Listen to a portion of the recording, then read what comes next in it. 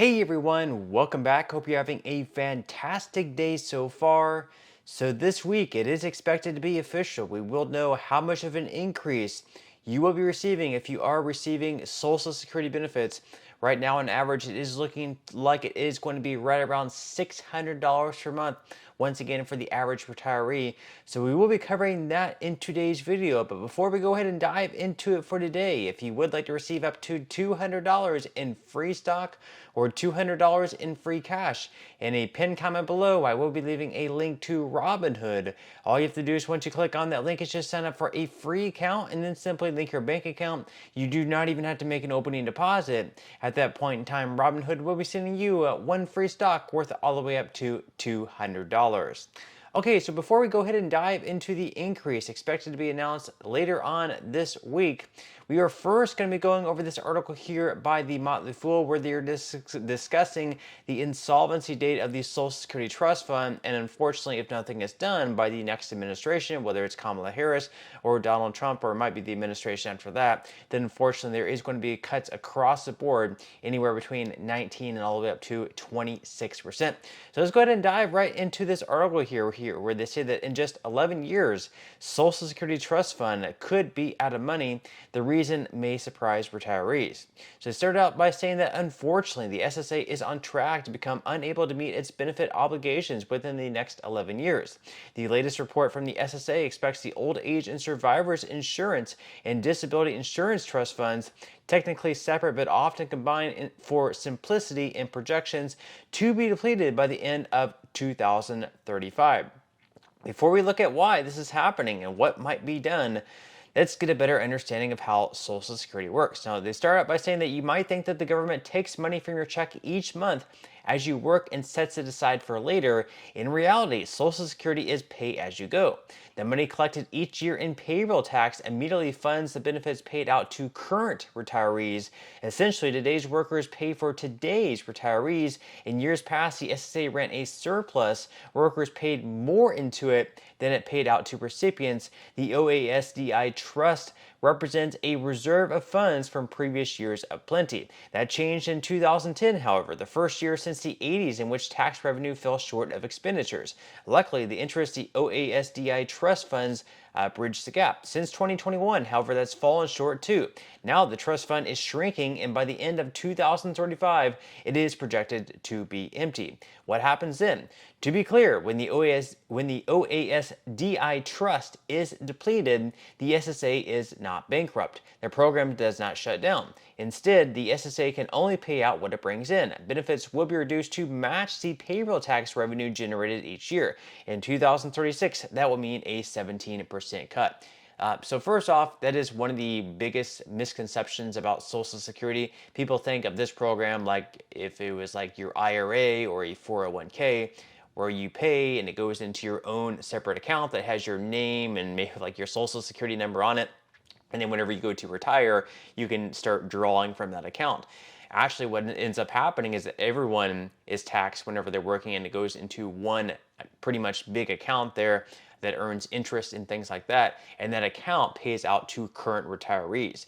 And then if you're not yet retired, whenever you finally do retire, you're not going to be relying on the money that you paid into the system. At that point, you're going to be relying on people currently working and paying into the system and hoping that there's enough money coming into the system or already into the system to pay out to you alongside your other colleagues who are also receiving Social Security retirement benefits.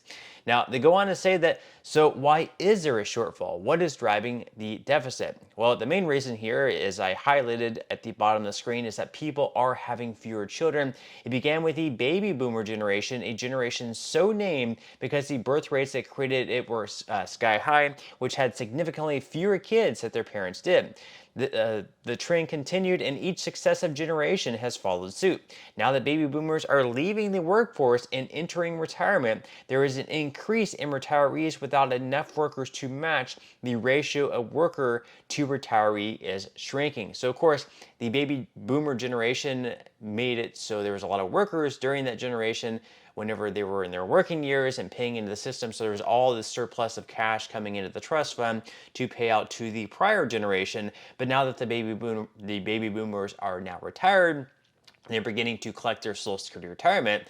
Well, there's not enough workers now paying into the system to pay out to what they're receiving. So eventually we're going to have a situation where there's not enough money in the trust fund earning interest or enough money flowing into the trust fund to be able to pay out everyone 100% of the benefits. And that's one of the big problems that either Kamala Harris or Donald Trump is going to help lead and solve. And if they don't solve it by the end of 2028, then it's going to be the next president, and then it could be even the president after that, I suppose. It depends how far and long they decide to kick this can down the road.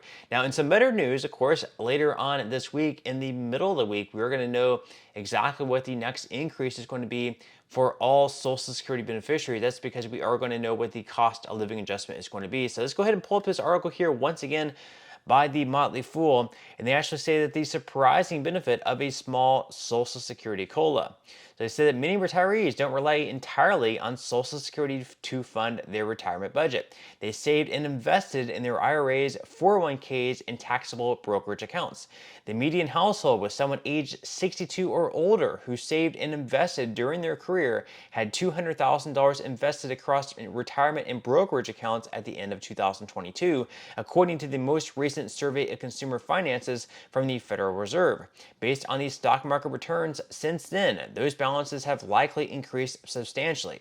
Those investments don't get any cost of living adjustment. They're subject to the whims of the market. All things being equal, those investment accounts will have greater purchasing power when inflation is low. Meanwhile, the Social Security COLA is lower when inflation is low, but is theoretically supposed to maintain its purchasing power.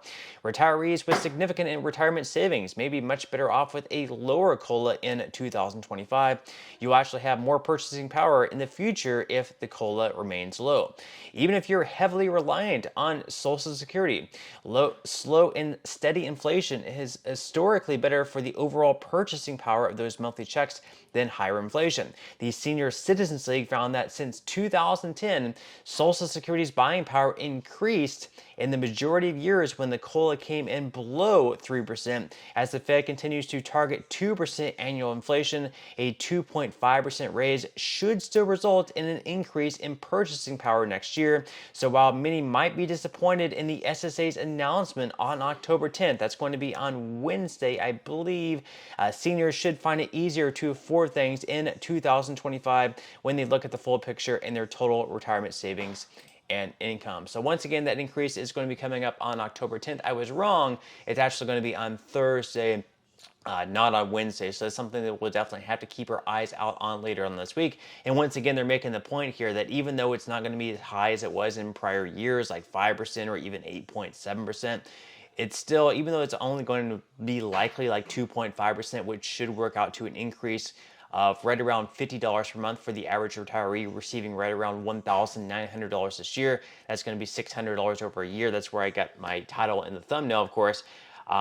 Even though it's going to be a little bit less than what we usually get, all this is pretty much tied to inflation. So we would rather receive like a 3% increase if inflation was actually 3%, rather than receiving like an 8% increase if inflation is actually 9%. So our purchasing power is actually much stronger in these years where we actually have lower cost of living adjustments, because the measure that they use, which is the CPIW, doesn't really accurately reflect what inflation actually is. So better in the years they say that it's actually lower for the COLA than in the years where it's actually much higher. But that's all we have for today's video. I certainly hope you enjoyed and found value out of it. If you did, again, I would greatly appreciate if you could give this video a like. Consider subscribing to my channel if you have not already, and I will see you in the next video.